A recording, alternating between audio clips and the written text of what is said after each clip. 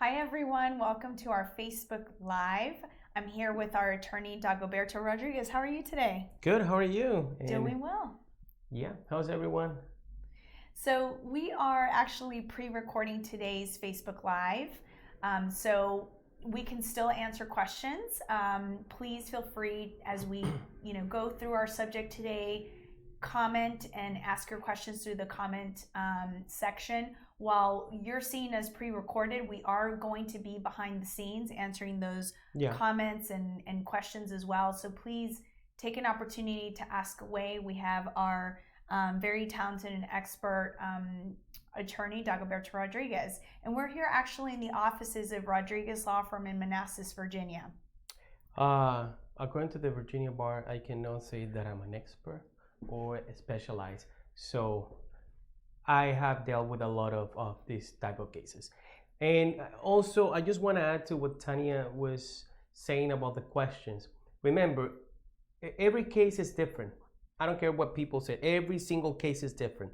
So, from what I want to tell is, people are asking me questions like, hey, my sister had a case same as mine. How can I do?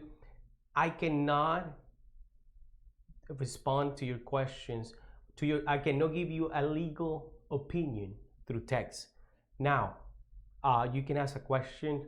Hey, do you do this type of cases? Yes, we do. Hey, have you have experience with this? Yes, I have experience. And you can call the office and make an appointment. We can even do telephonic appointments, but I cannot give legal opinion through text. A lot of people get frustrated. They say, you don't want to help. No, I cannot grab my phone and for half an hour, I can't. No lawyer's going to do it. I'm not going to do it.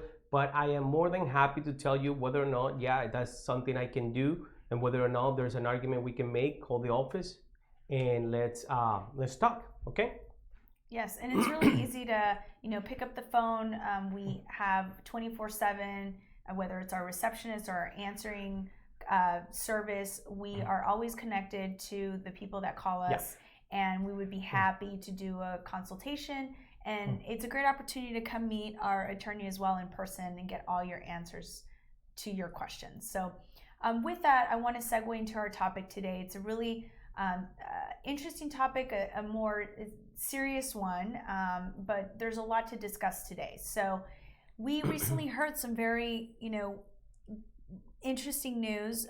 It's actually breaking news this week with a decision that Attorney General Jeff Sessions ruled this week. So with that, Attorney, do you want to give us some insight into what are the changes that we are now facing in the world of immigration? Yeah, and I know that you're probably watching this and you're like, well, I'm an American or I have papers. This is not a concern to me. But what you can do is you don't have to watch the whole thing. If you can share, and for everyone knows somebody who is either related to, friends with, married to a person that is thinking about getting asylum, applying for asylum, bringing a family member because they are in danger in their country. So, this is, I know in this area, everyone knows someone who is either thinking or knows someone who is thinking about applying or is applying for asylum or for immigration relief. So the news we got, and everybody got it, is this week there's a kind of a conference or seminar, a judicial conference with immigration judges. Attorney General Jeff Sessions met with them in Tyson's Corner, Virginia, pretty close to us. And he said that basically asylum law wasn't created to solve the problems of the world. Every country has problems, but we cannot solve the problems of everyone. So asylum law is going to go back to what the law intended to be, which is protection for people who are persecuted because of their political opinion, nationality, religion, race, or membership in a particular social group. And within the particular social group, which is an abstract definition, there's no list of particular social groups. It's something that you argue and you can tell the judge, okay, this is my particular social group and the judge decides whether or not he wants to take that as a particular social group. But in any case,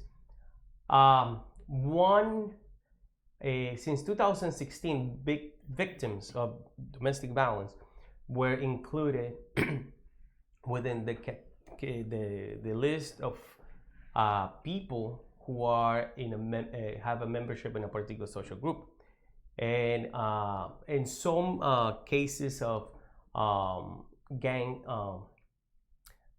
victims of gang violence, some of them, not all of them.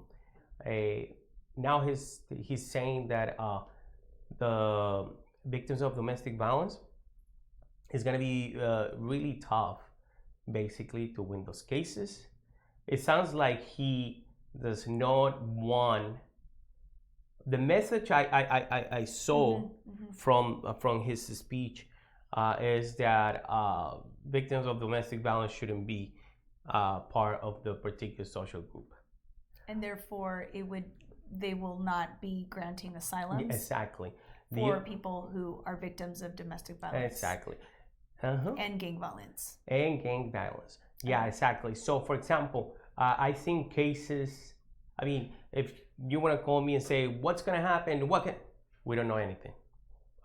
We don't know. This just came out this week. We don't know. For gang violence, we have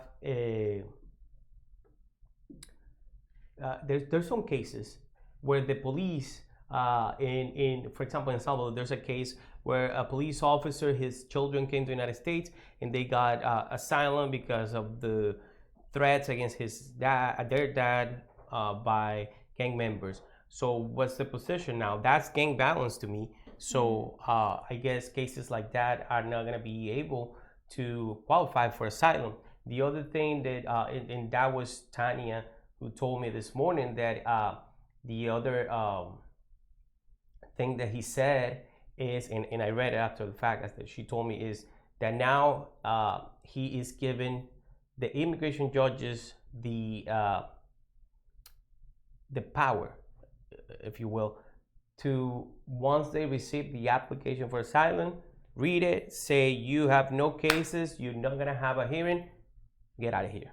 Okay? So that's another change that I guess to avoid frivolous applications. But however, if there's a mistake by the application of the law by the judge, it's going to be really tough. It's going to affect people who might be able to prove their case at a trial, but now they don't have the chance to go to trial. Okay. So if you just joined us, we're talking about some recent changes in immigration law. Today's session is pre-recorded, but we are actually behind the scenes answering any questions that you all post. Yeah. So please use the comment section to ask a question. We are behind the scenes answering those questions today. So we are talking about a recent ruling that Attorney General Jeff Sessions made this week, that victims of domestic abuse and gang violence generally will not qualify for asylum under federal law. So that is the topic of today. So I think it begs the question, Attorney, why did our Attorney General take such a very strong position, yes, on this? I'm gonna first blame it on us lawyers. Sometimes trying to do something good, we have, not me, but I generalize because I'm a lawyer. I would never do such a thing, no matter what. Sometimes I think in good faith, they have changed the facts or have exaggerated arguments in order to obtain benefits for someone who, I get it. I mean, their life back where they're from is in danger. It's really tough, and this system has been in a way abused. Another example is with the gang violence. Everybody is claiming gang violence, but it's everyone in reality in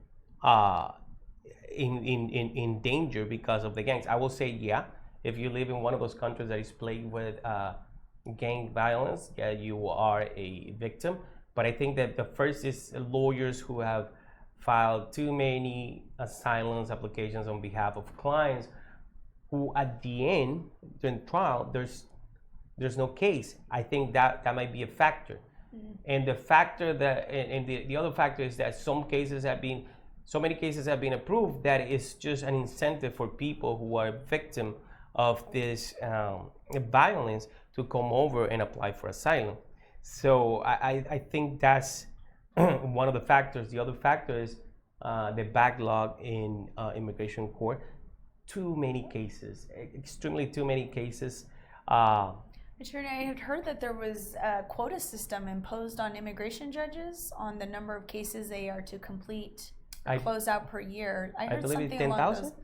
I heard something along those lines, but in general, right? I think you're right. There is a big backlog of cases. Yeah. And this is why the immigration cases take so long, right? And it's very frustrating, but they're starting to impose a quota system, if you will, on immigration judges, asking them to move through those a lot quicker because there's just so much of a backlog. Yeah, and this is something they were talking about behind scenes, because in the last month we lost 2 cases that we have never ever have lost before, and the judge, it was the same judge. She decided that El Salvador is improving and is trying to do protect victims of domestic violence. And the other one, she said that Honduras has invested money in order to protect their citizens. And because our client, even though was threatened with by her former life partner, who is a violent gang member, and told her that if she went to the police, she was going to be killed.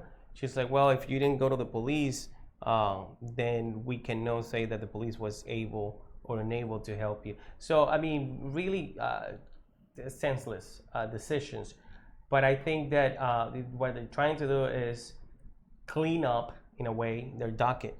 And the problem that I see with this is a lot of people with cases, with grounds to obtain their status here, is going to lose the chance because of these new rulings. That's the problem. You're trying to fix something, but you are breaking something else. So I don't know what's going to happen. Like it said, if you're looking to apply for asylum, I don't know what's going to happen. If you already filed for asylum, well, the law says that it shouldn't affect the cases that were filed before the new policy changes. But however, that's constitutional principle. It says the new law shouldn't affect people who were convicted. I mean, if the law is going to affect a person, it cannot do it like backwards. Okay, so just for future cases. But now this is not a law. This is just a change in policy. Mm-hmm. So is it going to affect the old cases? Maybe. What is going to happen with the work permits? Well, I mean, if you file for asylum and you're given trial after 5 months, yeah, you can get your work permit. So if someone has their work permit now, they've applied for asylum, they have their work permit. I think some people may be questioning, well, are they going to take that away from me? The work permit? No. Okay. I mean, they can come up with something like, hey. But as of now, they have not. As of right now, right? I know there's still a lot of questions to be answered, right? But yeah, and like I was saying, if you just, Tanya said, if you're just joining, we're talking about asylum. You probably speak English. You're watching this, and you have papers. But everyone knows somebody that is either trying to apply or trying to obtain legal status, or has a family member or a friend who is trying to seek a legal status in the United States. So just share with this. You don't have to watch it if it doesn't apply to you, but share this, and because it can really help someone make a decision as to whether or not they should go this route. Because the other thing that I think, I believe that the government is doing is, in a way, they're forcing us, lawyers, to narrow down the cases that we take, and it's making it like more. It will be impossible to sometimes present these cases, and with all the extra work they want to do, they want us to do. So in a way, it should be like, okay, it's not a business in a way. Some lawyers will say to take these cases no more. So they're trying to, close the avenues of relief for the immigrants in different ways. Like I said, by the law and by forcing us to like choose carefully not only the cases, but the people who can afford. And in reality, if you're looking for asylum, you probably don't have the resources to comply with the financial expenses that these type of cases will cost now with the new Lawfirm regulations. So what type of financial expenses would that include? Well, the lawyer, because you can file your application on your own, but if we are having a tough time as lawyers trying to win these cases, how are you going to win yours? I'm not saying that you can't, but it's becoming tougher and tougher in court to bring these cases. You're going to need experts now, right? Well, you can always bring an expert, but because you have to prove that you are safe, that you're not safe if relocating within the country. How can you do that? Okay, well, yeah, you and I know that if a gang member is looking for you, if a gang in particular is looking for you, they can find you anywhere, especially in a small country like El Salvador. But I can only see these arguments being taken as serious if they come from the word, from the mouth, or the explanation of an expert. So there's something that also that you were telling me, that they're going to be tougher on, that the government is unable or willing to protect them. Well, so they have to show, there's a tougher test now on asylums. I think you were commenting it's always been there. The test really here is showing that their home government is unable or unwilling to protect them. And that's why they're asking for asylum, and that they cannot safely relocate to another part of the country. So I think this ties into the comment you were saying earlier. Where there is a large gang presence, right? It's, if they're everywhere, then how can you really truly relocate to another part of the country? We were talking earlier, what if someone is well connected within the country? You happen to be in a relationship with someone who joined a gang, right? Perhaps you don't agree or you disagree with that, but that person may be hurting you. But if they're well connected across the country, yes, you can fear for your safety, and maybe that possibility to relocate to another part of the country is not even an option. Yeah, it's gonna be hard. I can tell you, like, for political opinion, out of all the hundreds of asylum cases that we have, I can say that 4 or 5 of them are only because of political opinion. I think that we have, this year we just had one trial for a religion, based on religion, and we won that case. And you're talking about the other ways in which you can ask for an asylum, right? Yeah, so it's not just being part of because of domestic abuse or because of gang violence in I'm talking about the country. ones that the initial original factors that were intended to be protected by the asylum law. So I can tell you, like, 4 to 6 political opinion asylums, one for religion that we just won this year. Race, that's gonna be tough. It's gonna be like, I haven't had any for race. You have to prove that because, for example, you are Black Salvadorian, the government or groups that the government allows to operate are chasing you because of the color of your skin, which is gonna be tough. And sometimes you were saying earlier that there is a need to make an expenditure, right? Apart from hiring the attorney, to be able to build a case where you're hiring experts to help you, arm or put together a stronger case, is what you're saying. Yeah, and I believe too. You were asking me why Sessions in the government is taking this posture. And maybe you should, who is Jeff Sessions? So I don't know if everyone's heard of the Attorney General, but who is Jeff Sessions? He's the Attorney General. You can say is the top prosecutor in the country. Okay. And one of the things is, and I lost my train of thought, but it's going to complicate matters if the immigration judges have the power to decide what cases go to trial or not. Because at the initial stage, you present just your application and there's no supporting documents other than the affidavit that the victim or the applicant it's filing with the application. So I don't know where this is going.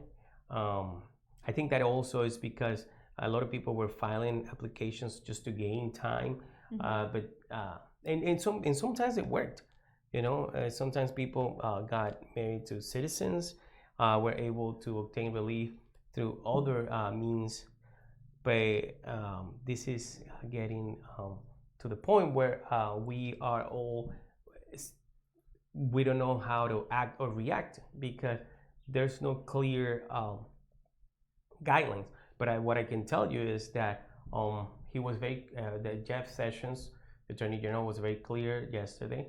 I seen immigration judges moving towards this line of thought, or whatever you want to call it, denying more asylum cases that were actually good cases in the past. So it's going to be really hard, and I'll advise think twice and get different opinions before you even consider filing for asylum. Yeah. I can't imagine. I mean, any attorney would want to see what supporting documents they have, right? To be able to even determine is it worth it. Do you have a case? Because one of the things I really admire about this firm, including you, is that you're really honest with people, and I think that's how it should be. Is, do you really have a case here? Is this something that I can do for you? And if not, feel free to, consult with another attorney, see what other advice you get. But one of the things that, your foundation is just being honest with people. Yeah, and we are already expensive, no matter how much money we're charging. It's expensive, and I don't want to take money away from people if I don't get hired never to win.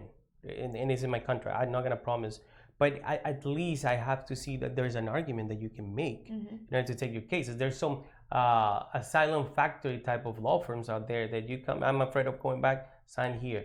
No, we take the time to see whether or not I can make an argument. I don't know if you're going to win, because, and especially in this state of affairs right now, the judges are deciding cases completely the opposite that they were doing before. But at least we are, I can make an argument. I can create a particular social group and articulate it in front of the judge. So now it's becoming more difficult, because before you just had to be a woman who was a victim of domestic violence, who was unable to escape the relationship. That was more than enough. I remember, like, just at the beginning of the year, I had a trial where the judge, at the end of my case, I have to give an argument in favor of my client, how the law applies and why my client qualifies. After 5 words, the judge says, Mr. Rodriguez, I don't mean to interrupt you or shut you down. Yeah, you proved the case, I'm gonna grant an asylum. It was like that. So now, I mean, Tougher test. Yeah, unfortunately, people that are looking for asylum, you know, people with financial means, and even if most of my clients, they come through the border looking for asylum, they don't have the or the connections they're not going to bring their documents through the, you know, when they're doing the trip through the desert, and a lot of them don't have the connections to get what they need in order to prove their case. So and a lot of times, sorry to interrupt, but a lot of times too, we find out that there has perhaps been a police report filed, but because there is corruption, right, with the police in these countries like El Salvador, Honduras, Guatemala, right? It's hard. It's very difficult to even get a hold of, you know, to obtain those papers. To obtain those papers, right? Yeah, I had one person who told me, my mom just went to the police station and they told her, no, we're not going to give you a copy of this document because you're not going to make, we're not going to be the, how can I translate this? You're not going to make us look bad in the United States. So, yeah, it's, I'm not saying I'm not going to take your case, I'm not going to talk to you, but it's becoming tougher and it's going to be really hard. And we're going to have to pay more attention. And we don't know where we're going with these laws. And if you or the person that you know is even going to be able to apply in the future. And with that, I'm not saying don't try, but you also have to understand this side. That now immigration judges have more power than before because of this new decision where they can toss away a case. And if they toss away a case, yeah, you can appeal, but you can appeal the decision of the immigration judge, right? When you lose your trial. But can we appeal when the judge toss away the case? Maybe, but based on what? I mean, it's becoming super complicated. Well, thank you so much for your time. As always, we try to bring you topics that are relevant. Obviously, this topic was very relevant today, just because it was breaking news. It is becoming a lot more difficult to plead asylum cases when it's because of domestic violence or gang violence, and that's been the subject of today's event. Just a reminder, please, if you have any questions even after our Facebook Live, they remain recorded and we'll post on our page, but feel free to comment. Actually, last week, people were still commenting on the recording, and we were, behind the scenes answering questions as well. So please reach out to us via Messenger. We're happy to respond. We'll try to respond to you as soon as possible. And thank you for watching. Our next session is going to be pre-recorded as well, but it's going to be in Spanish. So as our attorney said, please share. I mean, we all know someone in very near dear to us, whether we work with them, whether it's a family member, a friend, who potentially are in the situation, whether they're already in the process of an asylum, whether they're considering pleading for an asylum. So share with them. This is very educational. Don't let any attorneys, take your money just because. The laws are a lot stricter now, and we need to maneuver through that. This subject, I'm sure, will continue to evolve in the news.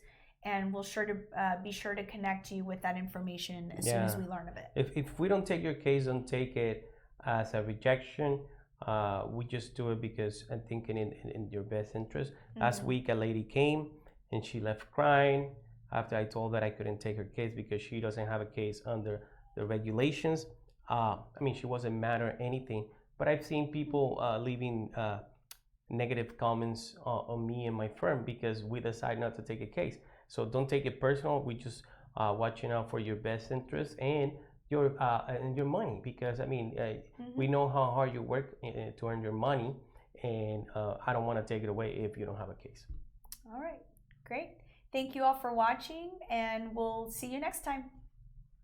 Bye.